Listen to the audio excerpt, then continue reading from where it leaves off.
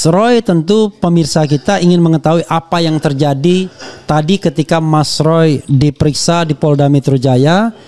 Kapan masuknya, kapan istirahatnya, kapan keluarnya, berapa jumlah pertanyaan, bagaimana Mas Roy menghadapi soal yang pencampuran antara delik aduan dan delik umum ini, termasuk juga tempus delikti dan locus delikti yang disebutkan secara spesifik tanggal 22 Januari, ya kan? Karena yang saya tahu itu 22 Januari itu lagu Iwan Fals, 22 Januari kita berjanji, itu kan ada ya. Nah, silakan Mas Roy, dan yang saya dengar Mas Roy kasih reserve terlebih dahulu, hanya bisa sampai maghrib, silakan. Ya, terima kasih. Ketika pemeriksaan sehari sebelumnya itu yang pada dimulai juga ada yang jam 10, ada yang jam 11, itu selesainya Mas itu ya kalau menurut saya adalah agak terwelu ya gitu, agak terlalu gitu, karena yang pertama selesai jam 9 malam. Ya, kemudian itu Bu Mary kalau nggak salah yang jam 9 malam. Kemudian ada yang selesai jam 12 tengah malam. Tapi yang sangat-sangat kemudian membuat kita kaget yaitu Mas Sunarto itu selesainya jam 4 pagi menjelang subuh.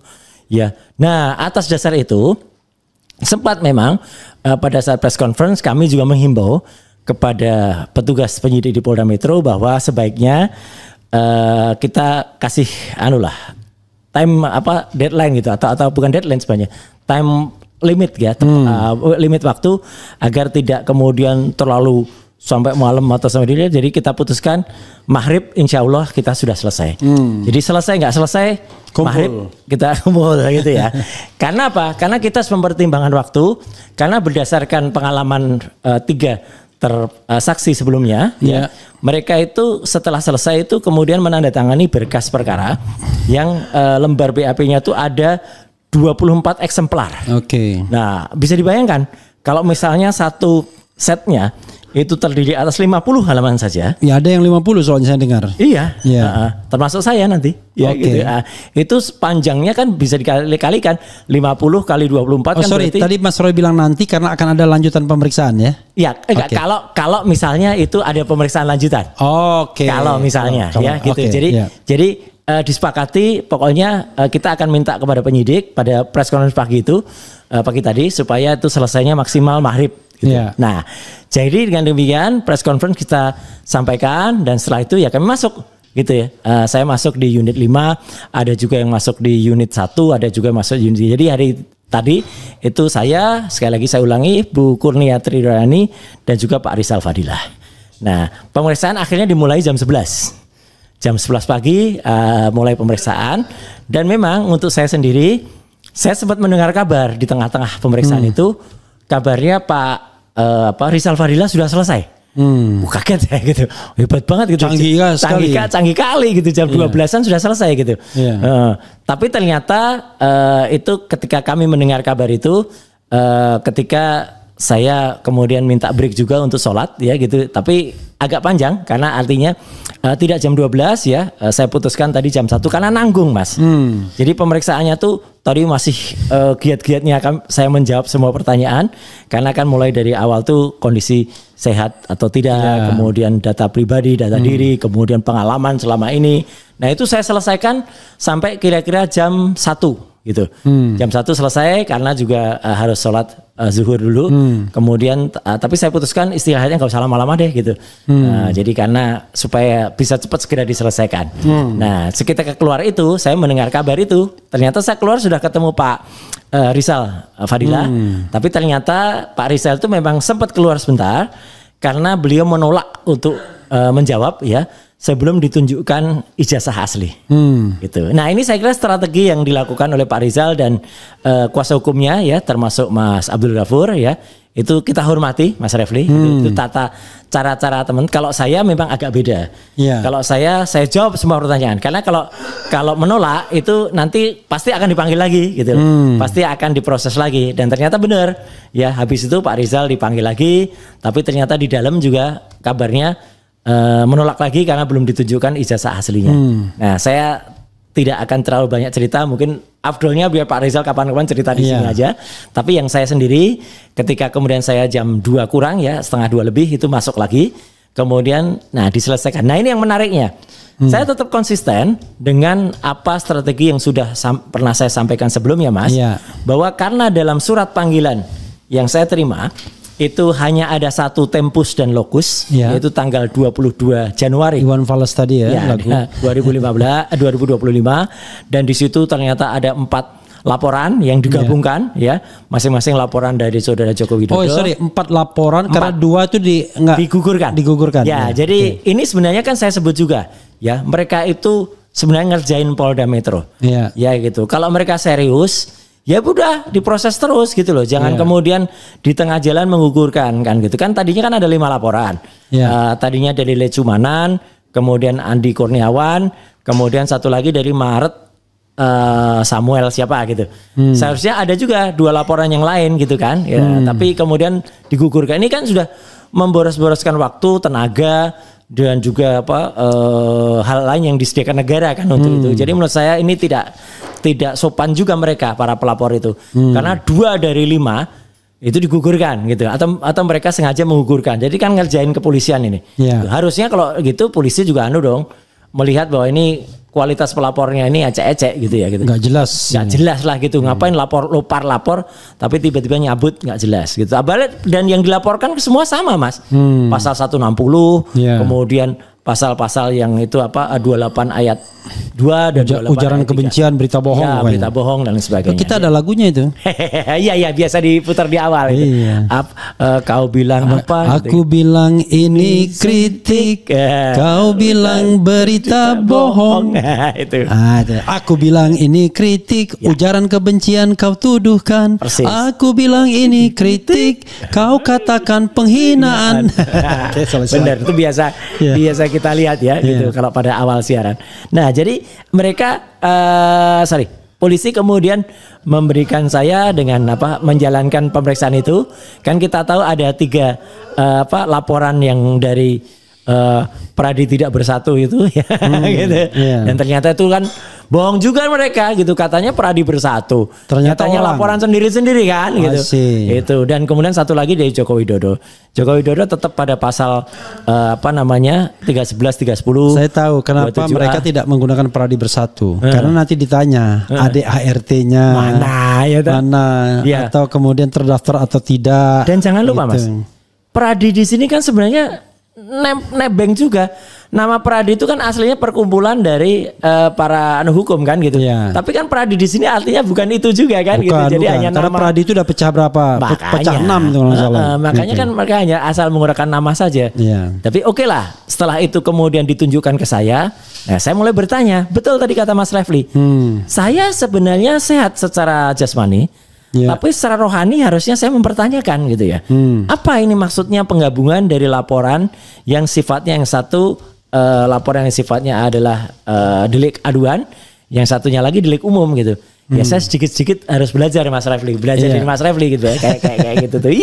Kita dimanapun harus belajar kan gitu. Dan kemudian saya melihat bahwa ini nggak lazim penggabungan itu, karena kemudian ibaratnya ada seseorang yang kemudian kita dituduh melakukan pencemaran nama baik, tapi kemudian ada 11 orang yang lain dalam lokasi yang dilaporkan tadinya berbeda-beda, dan kemudian digabungkan jadi satu, tapi kemudian hanya satu lokus dan tempusnya. Ini kan nggak masuk akal gitu.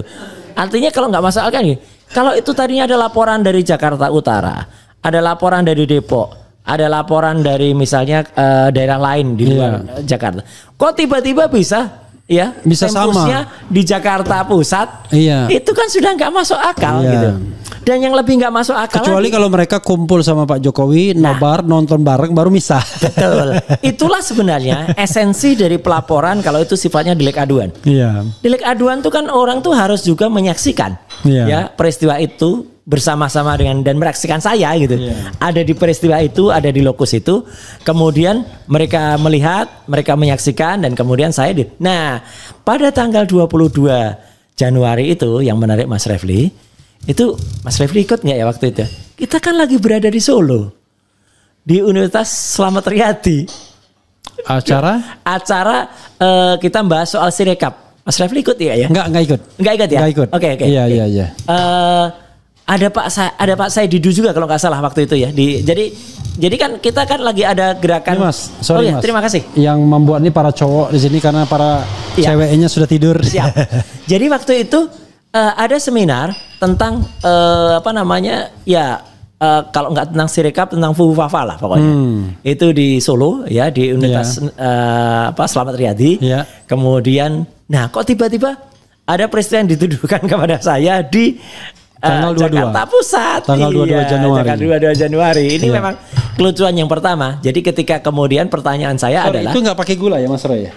Iya, dua-duanya. Pakai gula nggak? Enggak, okay. Jangan. Oke. Ya karena hidup ini sudah pahit. Oh. Kalau pemanisnya gula kan hanya gula-gula nanti. Nah, jadi artinya adalah itu sangat nggak masuk akal. Ya gitu. Lebih nggak masuk akal lagi kan saya tanya. Pak penyidik, kenapa saya ditanya tanggal 22 Januari? Ada nggak saya di situ? Ya. Bingung penyidiknya juga, mau menunjukkan buktinya tapi nggak ditunjukkan. Itu hanya mengatakan iya Pak Roy nggak ada di situ. Loh, lah kalau nggak ada di situ, Mas Refli, semua pemirsa Era Channel, saya hanya berbekal pada sedikit pengetahuan yang saya pelajari.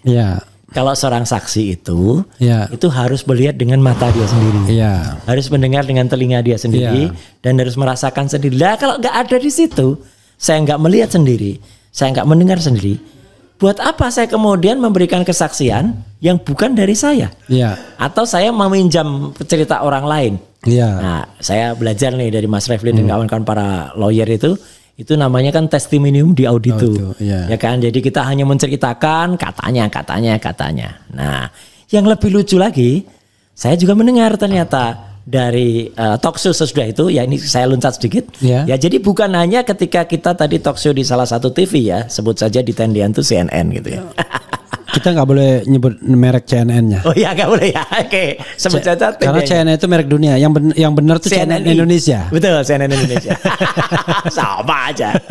Nah, jadi tadi kan ada juga Termul tadi yang mengatakan begitu gitu ya. Jadi bahwa itu Pak Jokowi melihat pada tanggal 22 Januari, kemudian yang dilaporkan Maret, April, Mei. Loh, tapi ternyata kita nggak bisa menyalahkan orang yang nggak terlalu ngerti hukum itu, Mas. Ternyata kuasa hukumnya Pak Jokowi sendiri juga mengatakan hal yang sama. Jadi beberapa menit sebelumnya, saya juga live di TV Kompas. Saya harusnya nggak perlu nyebutin Kompas ya gitu. Karena Kompas itu ada surat kabar, ada TV. Dan jadi, ada online juga.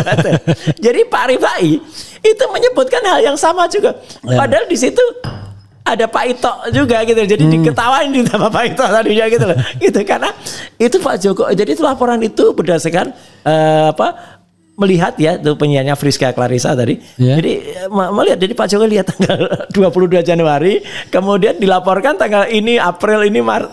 Aduh, ini kok orang tuh kan gini, pemirsa Era. Jadi bayangkan saja seseorang yang melihat pada sekarang untuk melaporkan 2 bulan lagi, 3 bulan lagi ada peristiwa itu. Ada padanan yang paling sesuai adalah bahwa Jokowi tamat tahun 80 dari SMPP 40. Betul. Yang kemudian SMA 6-nya itu baru ada 6 tahun lagi. Tapi capnya itu sudah SMA 6. Nah, itu namanya bukan the time tunnel. Kalau the time tunnel kan ke masa belakang. Oke, ini maju. Iya. Itu pemirsa. Jadi ya saya ketawa aja. Karena apa? Ini kejadiannya Mas Arifli. Jadi ketika tanggal itu tertulis 22 Januari, kemudian saya ditanyakan beberapa peristiwa yang ada pada tanggal-tanggal sesudahnya. Nah, saya bilang dulu, bentar. Ini surat yang saya terima itu kan 22 Januari. Ya. Kenapa saya ditanya? Iya Pak, ini ada rangkaiannya. Ulangi lagi. Iya Pak, ini ada serangkaian Pak. Oke. Kalau pakai bahasa Indonesia yang benar, saya bilang gitu. Serangkaian itu berarti ini tidak terputus. Ya, berhubungan. Terhubung. Kalau yang dari depan sendiri udah putus, ya selesailah semua. Ibaratnya itu kereta api, lokomotifnya udah nggak benar, ya benar. Nah, yang makin lebih lucu lagi, saya kemudian ditunjukkan dengan list pertanyaan yang harusnya itu ditanyakan dengan pertanyaan 37 link yang ada. Dan dari 37 itu saya hitung. Saya lihat sebentar, kemudian saya scanning dengan cepat. Oke, dari 37. Apa yang ada di situ tuh ada berapa kali saya? Dia ngitung. Saya langsung aja, karena saya udah tahu jawabannya. ada separuhnya enggak? Dia hitung, enggak ada Pak. Ada sepertiganya enggak? Enggak ada Pak. Ada seperempatnya enggak? Enggak ada Pak. Ada seperlimanya enggak? Enggak ada Pak. Oke, wajarkah saya kalau tidak ada minimal seperlimanya? Itu kemudian saya dipertanyakan itu penyidiknya aja. Enggak Pak. Ya udah. Jadi ini pemirsa. Jadi itu ditanyakan soal link postingan apa milik orang lain dan itu yang nggak boleh. Saya kenapa harus mengkomentari postingan orang lain? Iya. Saya harus mengkomentari YouTube orang lain yang nggak ada saya. Iya. Itu kan lucu sekali gitu loh. Itu kemudian. Nah dari situ sebenarnya Polda sebenarnya juga mulai melakukan tailor made gitu ya. Jadi kemudian yang ditanyakan yang hanya ada saya. Tapi kemudian tetap saya pertanyakan, lah kalau ini loncat-loncat gini dan itu tidak ada di surat, bukan surat dakwaan, tetapi tidak ada di undangan itu. Undangan sebagai saksi. Ya saya nggak wajib untuk jawab. Karena undangan sebagai saksi itu hanya ada satu tempus. Kalau saja tanggal di sini adalah satu aja dari tanggal di situ, itu saya jawab. Iya. Karena ini beda banget. Nah sekarang pertanyaannya, tempusnya itu apa yang dijelaskan oleh penyidik? Apakah Pak Jokowi nonton ataukah kejadian penghinaan atau pencemaran itu? Kalau penyidik itu memang betul. Dia bilang ini ada sebuah podcast Pak. Gitu, podcast atau press conference ya. Saya tadi lupa apa gitu. Di suatu press conference kayaknya. Press conference di suatu tempat di Jakarta Pusat. Iya. Meskipun saya coba ditanyakan juga di situ. Pak Roy tahu nggak? Kenal nggak dengan lu? Ya nggak perlu saya menjawab itu. Wong saya tidak adil di situ. Iya. Buat apa saya kemudian ini sifat saya Mas Alif. Iya. Meskipun saya tidak ada di situ dan meskipun mungkin saya sekarang kenal ya tahu. Iya. Tapi kan saya tidak perlu menjatuhkan mereka gitu. Iya. Oh iya dia ngomong gini, gini, nggak perlu. Nggak ada. Jadi artinya akhirnya saya kunci dengan jawaban saya tidak ada di situ dan setiap pertanyaan selalu harus saya hubungkan ke situ. Ada nggak hubungannya dengan ini? Karena kalau suruh nonton dan tidak ikut dalam kejadian itu namanya dipanggil sebagai ahli. Nah, benar. Nah, besok pagi setelah tayangan ini, besok pagi saya memang akan ke Polda Metro Mas. Benar, selaku ahli. Oke. Di kasus lain. Di kasus lain di Krimsus ya, di Direktorat Cyber. Gitu. Jadi kalau di situ kita boleh berpendapat dan harus berpendapat karena bukan saksi gitu loh. Nah, tadi benar-benar jadi tadi itu selain hanya soal biodata dan kemudian soal itu ternyata ketika tapi ini Polda rupanya juga mungkin belajar ya cepat ketika ini harus saya ceritakan ketika saya kemudian break sholat dan makan siang mereka mungkin memisahkan yang ada saya tadi akan ditanyakan sendiri gitu loh dan itu ditanyakan tapi tetap jawaban saya ya karena ini tidak ada dalam 22 Januari 22 Januari yang nggak ngapa saya harus jawab gitu loh terus saya sempat ditanyakan lah sekarang gini ya itu acara itu saya jawabnya gini Mas. Sambil minum Mas Roy? Iya bentar masih agak panas. Itu. Saya yang buat atau bukan? Ya kan kalau saya diundang kan kasihan TV pengundangnya. Ya kan kalau saya diundang terus tiba-tiba harus dipermasalahkan acara itu. Ya kan gitu misalnya saya diundang di sebuah TV nasional ya. Kemudian di acara ALC misalnya di acara Rakyat Bersuara misalnya atau di acara apalagi ya yang dua arah misalnya gitu. Kemudian itu dipermasalahkan kan kasihan. Bahkan Mas, ini benar. Saya juga turut membela teman-teman media. Nah, tadi malah ceritakan bahwa sekarang bukan hanya trias politika, bukan hanya yudikatif, eksekutif, legislatif, tapi tetras politika.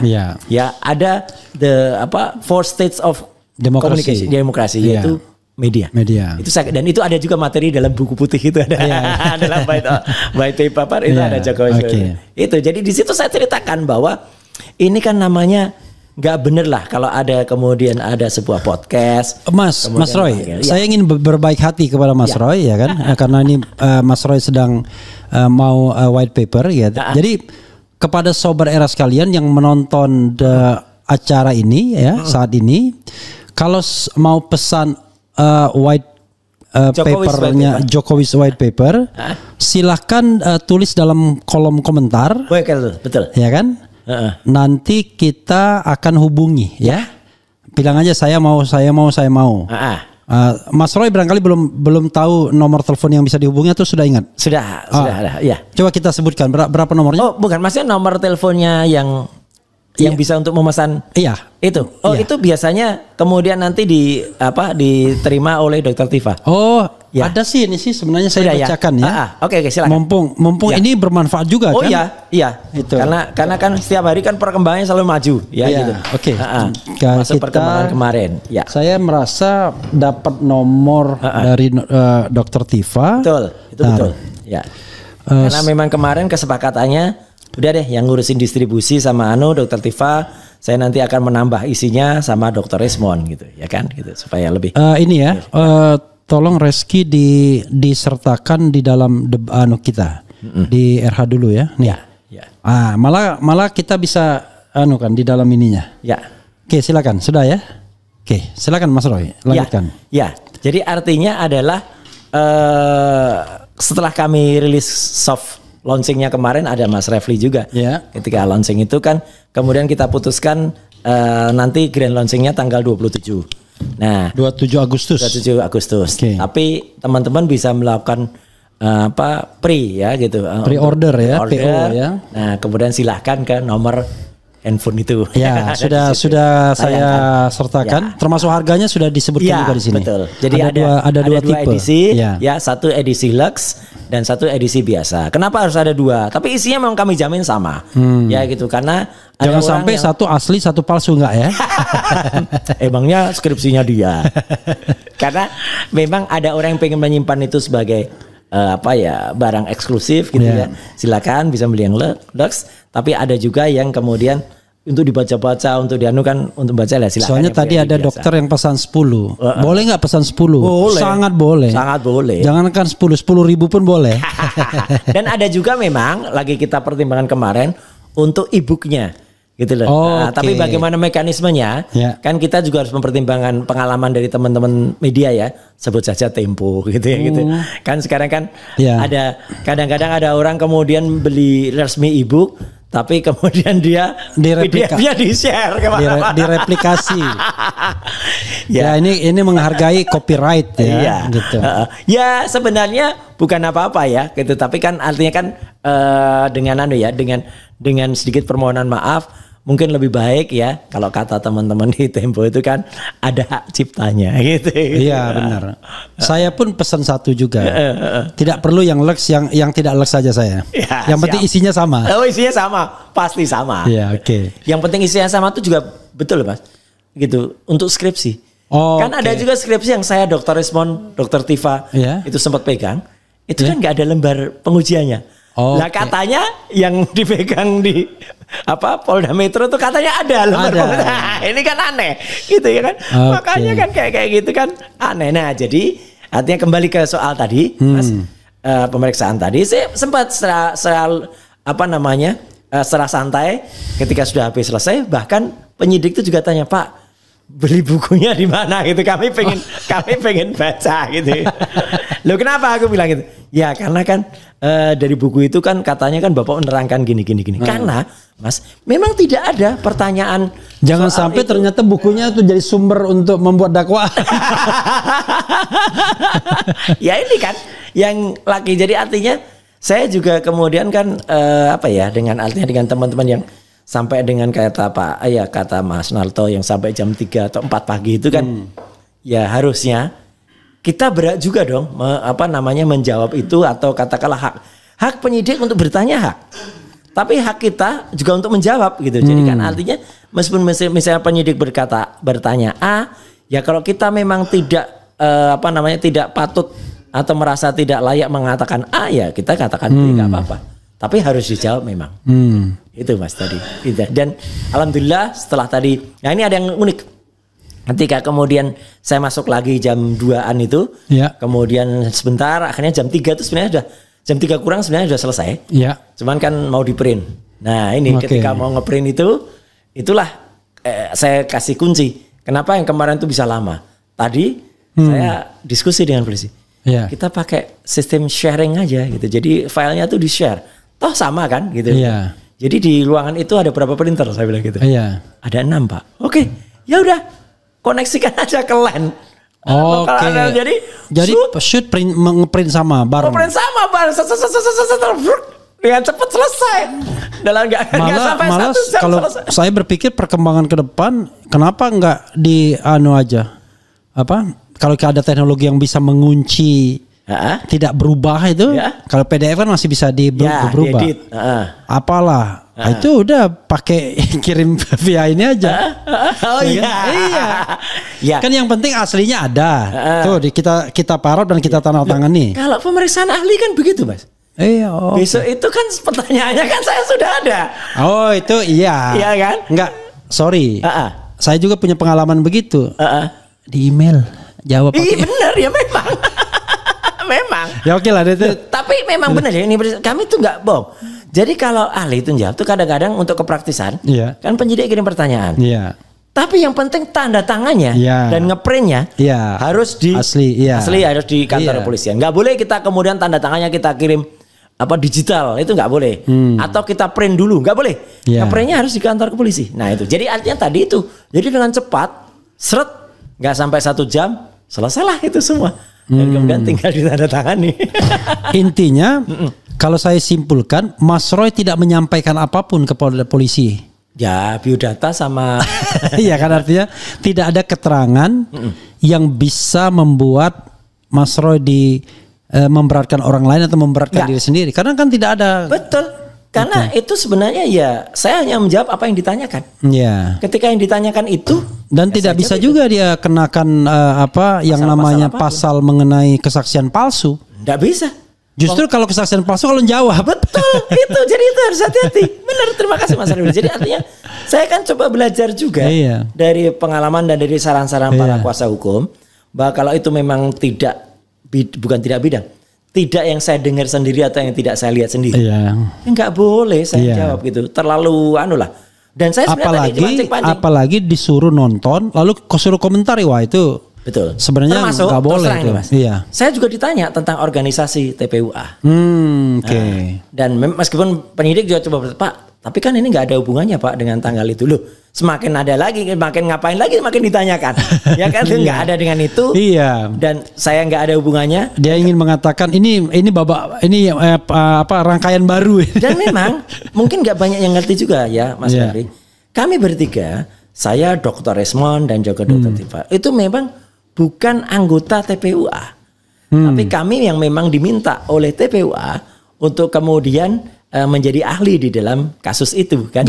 Digelar perkara khusus paling tidak. Khusus. Yang sudah resmi kan digelar perkara khusus. Sama halnya dengan ketika misalnya ada tuduhan ya pada soal lain pemakzulan Gibran.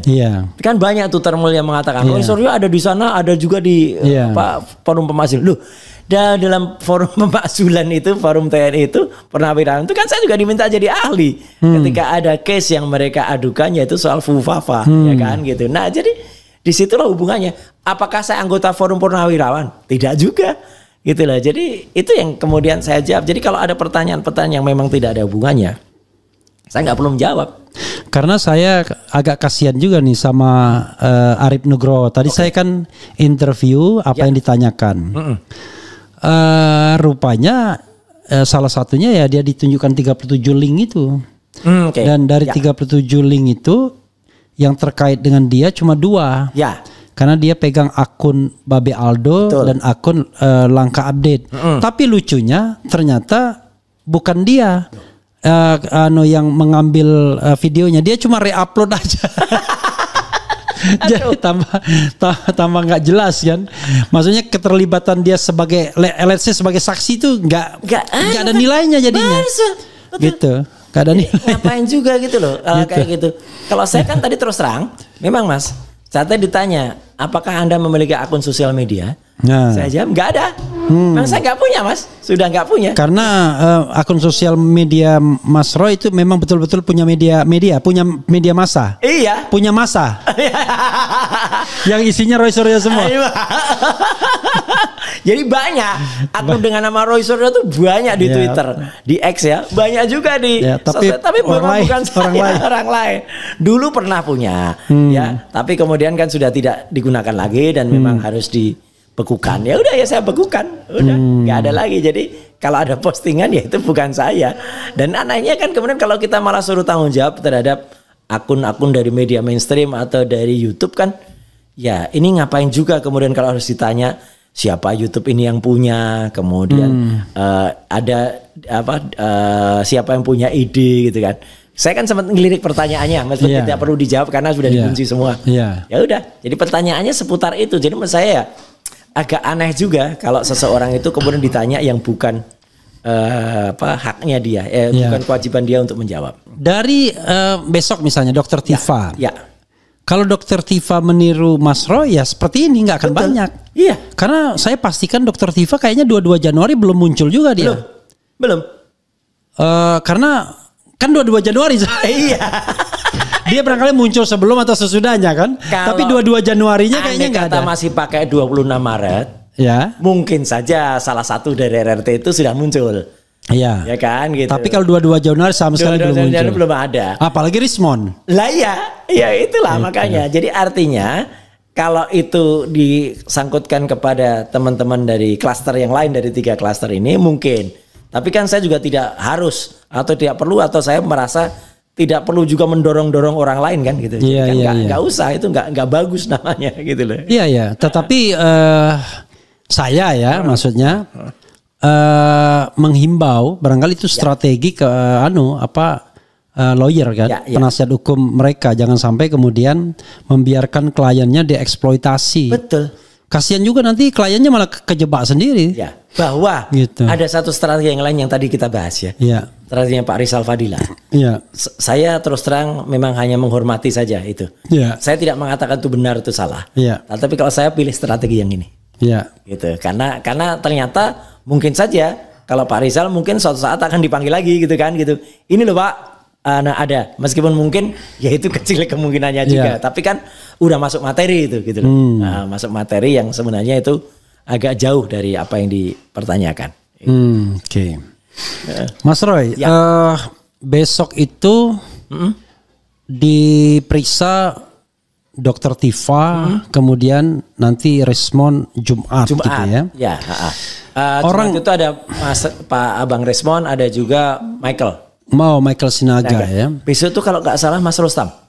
Yang saya tidak paham ini adalah mungkin Mas Roy bisa jawab. Dari mana 12 nama ini? Sama sekali itu juga. Karena Pak Jokowi sendiri mengatakan saya tidak mengadukannya. Nah, itu yang aneh.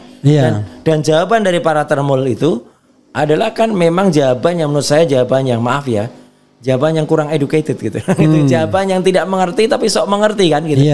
Dan mengatakan bahwa kan boleh-boleh saja orang misalnya itu ada seorang yang kemudian ditabrak tapi nggak ngerti siapa yang nabrak terus serahkan pada polisi. Beda bukan itu maksud itu delik umum itu. Makanya analoginya kok gitu. Ini kan gitu. Atau ada yang kemarin debat sama saya pencurian katanya. Nah, ya itu delik umum itu. Iya. Dan ini kan perasaan ya. Ada juga di komentar Refli Harun nggak paham katanya. Yang namanya delik aduan bisa dikembangkan ke delik umum. Iya. Tetapi harus dipisah tetap. Mana yang aduan, mana yang umum. Iya. Karena ini kan soal pemeriksaan. Let's say gini paling gampangnya misalnya ini Pak Jokowi ngadu kan. Nah dalam proses pemeriksaan itu ternyata ada tindak pidana umum kan misalnya. Tindak pidana umum yang tidak perlu dilaporkan. Boleh saja kalau mau ditindaklanjuti. Tapi dipisahkan tetap. Dan ketika orang diperiksa dia tahu diperiksa karena apa. Yang jadi masalah kan dia nggak ngerti diperiksa karena apa. Memang ada tadi yang sempat malah gantian saya yang tanya Mas. Kenapa kok harus 24 eksemplar? Ternyata sebenarnya terungkap. Ya Pak, ini antisipasi saja kalau misalnya berlanjut gitu ya kan gitu. Nah, jadi mereka pengen praktis saja nggak perlu ngundang lagi gitu. Oke. Tapi kan berarti ya Bang ada niat gitu untuk kemudian ini terkesan adalah dia sedang nunggu sinyal politik. Ya. Mas Roy. Sebenarnya saya bisa jawab sendiri tapi nanti orang kesel ini kok yang ininya yang jawab sendiri. Saya mau tanya aja untuk mewakili keinginan publik ya. Orang bilang Mas Roy ini ya kalau zamannya Pak Jokowi masih berkuasa udah lama masuk buih kan gitu ya. Karena kita mengalami kan terutama tahun 2020. Betul. Kecuali Sylvester beda ya. Wah, dia kan memang di level sana diistimewakan ya kan pakai telur. Nah. Sama si Armando. Syahganda misalnya. Nulis ya kan langsung ditangkap, Betul. langsung ditahan. Ya. Ya. Nggak ada pemeriksaan dulu. Betul. Ya. Gus Nur juga. Ya, semuanya Saganda, Gus Nur, kemudian Bambang, ya kan, Ya. Bambang Tri, kemudian Anton Permana, semuanya begitukan. Nah, Gak usah jauh-jauh Mas. Saya juga dulu iya, kan. oke. Iya. Itu kan awalnya katanya penistaan agama, sudah pakai kelompok yang sebenarnya itu nggak dikenal sama sekali, kelompok di WA Group, ya, ya. Kemudian bahkan perwalian umat Buddha itu pun Walubi ya. Saya terima kasih kepada Walubi yang waktu itu malah membela saya, menyatakan ini, tapi nggak dipakai. Pada Walubi kan terbesar di Indonesia.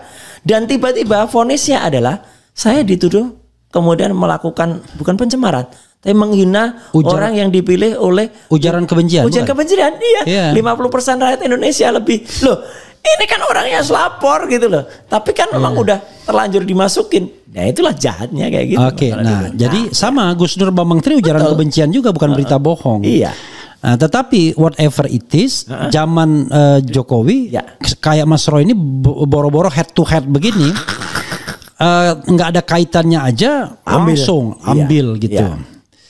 Ya kayak rekan Mas Edi, ya tuh hanya bilang, jin buang anak, langsung. Nah, orang tanya, kenapa ya, kok Mas Roy nggak ditangkap-tangkap gitu, nggak ditahan-tahan gitu, termasuk respon sama Dokter Tifa gitu. Apa jawab Mas Roy? Ya kalau saya alhamdulillah saja, memang ya rezimnya sudah berganti. Ya, dan saya percaya memang satu ya kita tetap harus minta perlindungan kepada Allah Subhanahu Wa Taala. Saya percaya itu sudah ada God hand gitu ya, garis betul. Tangan dan tangan Tuhan. Tangan Tuhan sudah ada ya. Dan yang kedua adalah ya polisi mungkin sudah mau berbenah gitu loh. Gitu loh. Meskipun ya saya lihat masih ada sih desakan-desakan itu gitu. Meskipun itu Mas, kita juga lihat provokasi dari para telmo itu kan luar biasa. Iya. Apalagi tangkap. Betul, apalagi ketika masih ada si Plester itu. Iya. Itu kan hampir tiap hari juga dia ke Polda. Itu loh, itu ya sama sih orang-orang itu. Padahal dia sendiri bukan pelapor. Bukan pelapor. Dia memang dijadikan salah satu saksi. Dan memang yang saya tahu ada 2 peristiwa yang dia ikut disebut dalam peristiwa itu. Satu di salah satu TV, kalau nggak salah di Radio Suara. Tapi bukan 22 Januari pasti kan? Maka bukan juga, makanya satu lagi itu ketika di Solo. Ketika dia menjaga agar tidak terjadi kerusuhan atau pembakaran rumah. Oh, karena eskalasi sudah tinggi. Sudah tinggi. Padahal yang ditoel yang demo nggak melawan. Itu, makanya dia sendiri yang melakukan itu kan. Kan ada videonya dia mencabut. Iya, yang dia toel kepala orang itu. Itu kan. Dan yang demo diam aja nggak berani kan. Dan saya tadi juga lihat ya di salah satu link yang bukti itu ada juga gambar si Plester. Saya langsung bilang ke penyidik. Itu namanya si Plester atau Sylvester namanya? Saya lupa nama Sylvester ya. Sylvester. Ya. Oke, Sylvester kalau tidak salah. Jadi saya juga bilang, Pak begini, itu diskusi santai saya dengan penyidik. Kalau menurut Anda harusnya kalau dia itu masuk, ya dia bisa nggak ada di sini? Ya enggak Pak, ya sudah, ya berarti ngapain juga di sini kan? Setelah hukum orang ini nggak sah, nggak sah juga memberikan kesaksian. Iya, karena dia harus dicabut ini semua keterangannya, gitu. Luar biasa. Jadi kan konyol kan, luar biasa kayak. Jadi jawaban simpelnya adalah karena rezim sudah berganti. Moga-moga memang benar-benar sudah berganti. Saya pasti bilang moga-moga loh Mas. Enggak, rezim sudah berganti tapi penguasa belum tentu. Nah iya ini kan kayak zaman yang kita sering bilang. Sorry terbalik, penguasa sudah berganti tapi rezim belum tentu. Belum tentu. Ya. Karena ini kan zaman kayak dulu kita sering cerita zaman Al Capone. Iya. Don Corleone itu ketika sudah memang dibubarkan ya gitu. Tapi kan dia masih berkuasa gitu. Itu kan kita pernah bilang dulu di White House dulu. Ya ketika saya pakai kaos Al Capone dulu kan, dia bilang saya sudah bukan penguasa tapi saya masih menguasai. Ya, itu kata-kata Don Corleone. Nah itulah yang terjadi sekarang. Jadi Don Corleone atau Al Capone? Al Capone, ya Al Capone-nya, bukan Don Corleone-nya. Enggak, Don Corleone. Kan Don Corleone kan mafianya Godfather. Mafianya Godfather maksudnya. Ya, Al Capone pemainnya. Enggak dong, bukan Al Capone. Bukan. Siapa yang jadi Don Corleone itu? bukan Al Pacino, bukan lain lagi. Bukan Siano. Itu apa namanya? Yang rambutnya. Mandem, bukan Mandem. Bukan Charles Bronson, bukan satunya Charles lagi. Bronson. Sejenis itulah gitu. Iya, ada. Lupa jadi ada. Iya, ada itu ya, kelihatan umurnya kita. Sukanya nontonnya film itu gitu kan. Itu jadi ketahuan itu. Mas Roy ya. Sebelum kita lanjutkan, coba kita baca sedikit-sedikit komentar sobat era sekalian ya. Saya membayangkan ya, satu sebelum itu ada satu pertanyaan. Sebenarnya ya, kalau kita bicara tentang pasal tentang katakanlah pencemaran nama baik dan penghinaan, ya, dari semua pengalaman Mas Roy diperiksa oleh polisi, sebenarnya, tapi nggak mungkin juga Mas Roy jawab ya, kejadian mana yang sebenarnya pengen disasar polisi itu sebenarnya? Itu yang malah saya pengen tahu dari karena apa yang saya sampaikan itu kan sebuah hasil research. Dan itu konsisten melakukannya di mana-mana. Itu hasil ilmu pengetahuan. Dan itu ada buktinya. Artinya ada sebuah, misalnya saya melakukan error level analysis ya. Ada ijazah yang kemudian setelah kita ternyata hasilnya bercak-bercak gak jelas. Nah, saya tunjukkan di sini. Kemudian kalau ijazah yang asli itu clear. Kemudian kalau pertanyakan itu kan digital gitu loh. Ya ini kan harus analog. Saya Mas beberapa belas tahun yang lalu juga pernah memeriksa sebuah foto analog kan. Maaf harus saya sebut nih. Klise dan fotonya milik mantan Presiden Abdurrahman Wahid. Waktu itu dengan seorang wanita yang dia dijebak waktu itu. Kalau itu tidak perlu spesifik. Saya pun yang saya periksa itu adalah tadinya foto. Tapi karena saya itu bukan hanya seorang digital forensik, tapi saya juga analog forensik karena saya juga dulu fotografer dan juga memeriksa analog. Kemudian saya mencari dan dapatlah itu klisenya. Klisenya yang saya periksa bukan saya periksa pakai loop Mas. Loop itu kaca pembesar. Kemudian kita harus kesulitan mendeteksi ini. Enggak, masukin aja ke alat baru namanya scanner. Dengan high density scanner. Kelihatan. Dan itu, ternyata memang asli. Dan itu memang potongan film itu. Jadi si pemotret itu beli film isi 24 waktu itu. Kemudian cepat-cepat dia motret pada frame pertama. Gus Dur itu di sebuah hotel waktu itu. Dan kemudian dia cepat-cepat dicucikan. Kan dulu kan ada film kalau Mas ingat ya. Ada film isi 12 Film isi 24 36. Kenapa ada film kayak gitu? Karena kalau orang beli film mau isi yang banyak ada sekalian 36. Ada Fuji, ada Kodak, ada Sakura, ada Tura, ada macam-macam lah. Ada Ilford dan lain sebagainya. Saya tukang potret gitu. Jadi artinya apa? Dari ini ada tujuannya Mas. Orang beli film isi 24 tuh serbaguna. Kalau pengen cepat dicuci cetak ya 24 tuh nggak harus memboros, harus habisi. Kan kita harus habiskan dulu itu. Betul. Kalau isi 12 ya itu orang cepat-cepat pengen, jadi dia kan punya niat. Nah, itu film isi 12. Gitu loh. Dia kemudian di foto, dia beli filmnya, niat dipotretkan dan kemudian langsung dicuci cetak. Nah, jadi dari situnya kelihatan juga niatnya. Dan itu saya periksa pakai digital scanner. Jadi namanya analog itu bukan tidak bisa diperiksa pakai digital. Itu jawabannya. Sama seperti jawaban Dr. Resmond. Dr. Resmond memeriksa yang itu disebut catatan atau diaries dari Hitler yang palsu itu pun juga pakai teknologi digital. Nah, jadi kalau ada para termul yang mengatakan nggak bisa itu analog kok diperiksa pakai digital. Nah, bisa bro. Anda nggak ngerti teknologi aja gitu. Jadi itu yang saya periksa dan kemudian saya lakukan analisis dan itulah konsisten. Jadi saya RRT ya, saya Dr. Resmond dan juga Dr. Tifa ini sama-sama melakukan hal yang tidak sama programnya. Mereknya nggak sama, tapi hasilnya alhamdulillah memang sama. Walaupun kita tetap hargai perbedaan. Yang saya lihat perbedaan misalnya topi merah ya. Kalau topi merah firm bahwa foto ijazah dan foto wisuda tidak sama dengan foto Jokowi sekarang. Betul. Itu konsisten. Tapi yang dia sempat agak beda sedikit, kadang iya kadang tidak. Foto itu mirip Dumatno. Ternyata kata dia kadang mirip kadang enggak. Itu sah-sah saja. Itu sah-sah saja dan itu bisa jadi karena resolusi foto yang di macam-macam bisa kan berbeda. itu ya. Dan Bunda Marno itu juga bukan timbul dari saya pribadi juga kan. Iya. Gitu. Artinya kan itu kan banyak netizen, anggota BIN ya, Iya. Badan Intelijen Netizen. Itu yang waktu itu kan juga banyak menyerongkan foto. Ada Dumatno, ada Frono Jiwo juga dikasihkan. Ini cocok nggak Mas? Gini. Dan ternyata memang yang cocok ya Dumatno Budi Utomo. Dulu kan kita menganggap bahwa foto wisuda yang hidungnya lancip itu foto Hari Mulyono. Ya, kan? waktu ternyata kan Hari Ternyata- Mulyono kan orang yang lebih gemuk. Iya, lebih gemuk. Lebih gemuk, lebih pendek. Dan itu tidak ada nama lain, tidak ada aktor lain. Ya, satu-satunya aktor yang harus disebut bahwa itu adalah Jokowi. Dan ternyata belas tidak mirip gitu ya, sama sekali Sangat tidak mirip dan Iya. berbeda. Tapi di antara itu sebenarnya kan ada 3 yang tidak bisa bahkan ada 4 orang yang sudah berkata sama. Saya, Dr. Resbon, Misteri Guest ya, Ya. yang inisial T. Ya. Dari Bandung, dari Iya, ITB. iya. Sama satu lagi Topi Merah. Topi Merah. Itu kan kita sama kalau menganalisis soal komparasi Iya.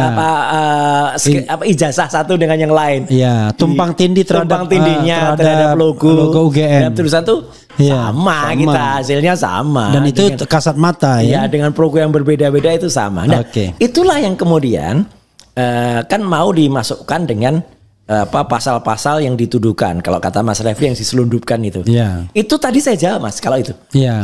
Saya menjelaskan di depan itu. Biar dia tahu untuk pengetahuan Betul. ya. Jangan pakai sembarangan pasal gitu. Iya, dan memang dia berkata itu pertanyaan yang saya tunggu tadi. Ya, kenapa Pak Roy berkepentingan? Nah, saya juga jelaskan. Ini loh dulu saya ketika ditunjuk oleh penegara untuk menjadi salah satu saya keluarkan surat yang ketika saya dulu zaman Menteri Komunikasinya masih Iya. Pak Samsul Muarif. Iya. Ya, itu saya mewakili institusi, saya mewakili UGM waktu itu. Oke. Ketika menjadi tim koordinasi telematika Indonesia. I see. Dulu ada TKTI, tim Iya. koordinasi telematika Iya. Indonesia di bawah Ibu Mega langsung Iya. waktu itu. Kemudian merancang untuk undang-undang ITE. Dan Oke. juga merancang untuk yang satunya yang keterbukaan informasi publik. Oke, KIP saya terlibat ya. Mas di dalam 2 undang-undang termasuk merancang naskah akademiknya. Oke. Nah, saya jelaskan semua. Dan 3235 itu unfortunately memang belum pernah diubah, masih versi awal Masih ya. versi awal dan kita memang terus terang Mas, ketika kita melakukan revisi, baik revisi tahun 2016 Ya. ketika menjadi undang-undang nomor 19, Ini undang-undang nomor 11 tahun 2008 itu pernah direvisi ya menjadi undang-undang nomor 19 tahun 2016 dan direvisi diubah lagi menjadi undang nomor 1 tahun 2024. Oke. Nah, kenapa pasal 32 dan 35 itu terlewat? Karena biasanya dulu yang untuk mengkriminalisasi itu yang nomor 1 tahun 46 itu loh Mas. Oh iya iya iya itu iya. yang sebelum ada keputusan Iya. untuk Berita itu bohong pokoknya. Ya itu. Iya. Jadi selalu itu. Jadi makanya ketika kasus misalnya dulu meledak kasus Perita Mulyansari, ya, kemudian kasus-kasus yang lain diturunkan di bawah 5 tahun ini kelupaan nggak diturunkan. Oke, Itu iya. Dan itu kan gila sekali 8 tahun sama 12 tahun. Dan itu paling memang tujuannya supaya orang tidak memalsukan dokumen. ya. Sebenarnya itu. Iya. Karena kan jahat banget kalau misalnya ada orang yang kemudian memalsukan dokumen, kemudian setelah dimalsukan dokumen yang tadinya itu kita transfer 1 juta, kita ubah jadi 10 juta. Iya. Nah, itu kan jahat. Iya. Atau kita merekayasa dokumen apapun, kemudian ini dianggap asli. Iya. Nah, itu juga jahat gitu. Iya, jadi ya itu makanya kan penegakan hukum itu juga rasional gitu. Ketika orang meneliti dokumen, mengoprak-apriknya menggunakan itu, kok dikatakan memalsukan dokumen itu gimana ya? Gitu. Dalam hal ini saya juga bela Dian Sandi tidak juga memalsukan dokumen. Ya. Dia kan cuman mengupload aja, cuman tanpa izin Tanpa barangkali. izin dan bisa masuk karena kata-katanya membuat dapat diaksesnya. Iya, iya. Orang yang pertama kali mengupload itu dalam kondisi berwarna, Iya. sepanjang kalau kita refresh ke belakang, Ya. Dian Sandi. Iya, artinya Ya. tanpa izinnya itu Tanpa pasal izin. pasal 32-nya itu dia Betul. kena. Dan Bisa. yang tadinya ditunjukkan pun oleh Pak Sigit Sunarta Ya. tahun 2022 itu juga hanya fotokopi. Dan bisa kena juga tanpa izin juga dia. Ya enggak lah, itu dekan kok gitu. Kalau dekan kan oke-oke aja dan menunjukkan ijazah kan sebenarnya nggak apa-apa gitu loh. Iya. Cuman kalau dia memposting dan kemudian ternyata itu memang tanpa izin Enggak, si pemunya. Begini, bukan begitu. Konstruksinya Pak Mas Sigitnya Roy. ya. Bukan. Ya. Konstruksinya itu kalau dokumen itu dokumen privat. Ya. Itu yang nggak boleh kan? Ya, karena ini sudah jadi dokumen publik, boleh. Siapapun boleh nunjukkannya. Iya, gitu. Itu makanya kan Gitu. ada yang aneh ketika Iya, kami kalau misalnya RRT itu dia dikejar. mengatakan itu dokumen palsu, ya dia harus bantah, dia klarifikasi. Kan orang kan tidak mengatakan, dia tidak punya referensi apakah palsu atau tidak. Loh ini loh. Dan ketika itu Mas, kenapa ini penting sekali lagi saya harus ulangi. Kenapa tanggal 1 April itu 2025 itu krusial? Karena pada saat itulah dokumen yang disebut-sebut sebagai ijazahnya Jokowi itu diposting oleh Dian Sandi. Ya. Disitulah mulainya kami saya Dr. Resmond juga itu terbelalak karena melihat saking kontrasnya foto itu. Ya. Sehingga itu menarik kami untuk meneliti apakah foto itu benar foto asli atau enggak. Karena kalau itu pas foto dan pas foto itu usia sudah 40 tahun. Mestinya agak ya. Kecuali itu di scan dulu. Ya. Nah tapi kan scanner dulu nggak ada gitu lah. Jadi mesin scanner kan adanya sekarang. Ya. Nah, kenapa bisa sekontras itu? Yang kedua dengan kontras itu kemudian timbullah ide untuk meneliti apakah ada lintasan cap atau enggak dan ternyata nggak kelihatan di situ. Itu jadi Dr. Rismond meneruskan. Dan yang paling penting termasuk itu fotonya foto Pak Jokowi atau bukan? Betul. Itu yang pertanyaan. Itu semua ada di buku white paper itu. Oke, sekali lagi white paper ya, Jokowi's white paper itu ditampilkan. Ada di nomor itu. Ya. Oke, Mas Roy, kita secara random. Ya, Ini kalau ini benar-benar random ya. Iya. Kita cari yang dari akhir dulu lah. Ya, oke, silakan. Silahkan bersilat lidah dengan dalih peneliti ujungnya baju Shopee ya. Ini sama. Gitu. Gak apa-apa, silahkan aja ya. Anda juga bicara apa adanya, bebas kok gitu. Kemudian apa lagi ya? Bukunya dikasih tahu ke Megawati, SBY, para DPR dan semua pimpinan partai, Bung Refli, kita dia bilang kita injak-injak termul sampai modern, nggak usah itu ya. Nggak usah disebut kalau mau injak-injak termul. Iya. Kemudian kalau Gogon, Andi Azwan, Damanik nonton pasti dia guling-guling kepanasan. Saya kira enggak juga ya. Justru dia sedang menyiapkan kira-kira apa lagi yang mau disampaikan. Kemudian memang susah kalau hati sudah diisi iri dan dengki ya. Apalah. Berani karena benar, takut karena salah. Betul. Titip salam buat Termul CS, semoga betah di rumah sakit jiwa. Ini nggak gimana nih? Nggak perlu lah ya. Tapi ya kita mendoakan. Saya mau nggak Mas. Ya. Yang rumah sakit itu kita mendoakan, katanya ada yang hari ini di rumah sakit. Dirawat. Ya, kita doakan semoga cepat sembuh. Biar bisa enggak dulu, enggak eksekusi. Ya eksekusi sih sebenarnya. Karena sidang itu sebenarnya gini. Itu juga tidak memenuhi kalau dia bilang bahwa sudah maaf-maafan ya. Oh enggak lah. Iya. Sudah inkrah kok. Kita lagi nggak membicarakan soal Silvester kan itu kan? Enggak ya? Dia bilang iya enggak lah, karena nggak boleh kita ngomong orang yang nggak ada orangnya kan. Ngomongin Silvester nggak boleh. Damanik bilang Pak Roy bohong, Pak Rismond bohong, Pak Sri Rajasa bohong. Lah terus yang jujur Jokowi. Mungkin begitu ya, gitu. Bang RH, kenapa Rasman nyerang Bang Aka? Dia pemain bebas dia, nyerang sana nyerang sini. Kemudian apa lagi nih? Ya soalnya banyak sekali kata-kata barisan sakit hati, itu nggak relevan. Kita kan senyum-senyum aja gitu. Iya. Kalau kita sakit hati kita udah guling-guling gitu. Iya. Jadi tadi bahkan kita mengatakan kan kalau dia tunjukkan ijazahnya dan ternyata benar-benar asli kan. Betul. Saya bilang saya stop ngomong. Iya, dan memang kalau itu benar dan kita uji benar dan terbuka loh ya, artinya terbuka tuh. Iya. Ada ahli dari pihak sana memastikan juga kalau itu kebenarannya dan juga kita uji bersama-sama dengan ilmiah dengan scientific identification. Bisa selesai gitu dengan cepat, nggak usah sepanjang dan sejauh ini gitu.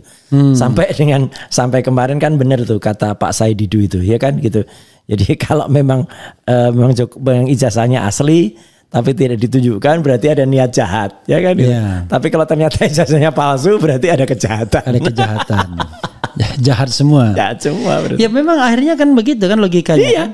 Kalau dia punya ijazah asli dan tidak mau menunjukkan dan mau memenjarakan orang, jahat sekali orang itu. Betul. Iya, itu kan niatnya memang ada. Itu sih sebenarnya ada dialog yang kita nggak sebut nggak perlu sebutkan filmnya Ada Apa Dengan Cinta 2 itu. Itu ada si Dian Sastro mengatakan Jahat. Iya kamu jahat.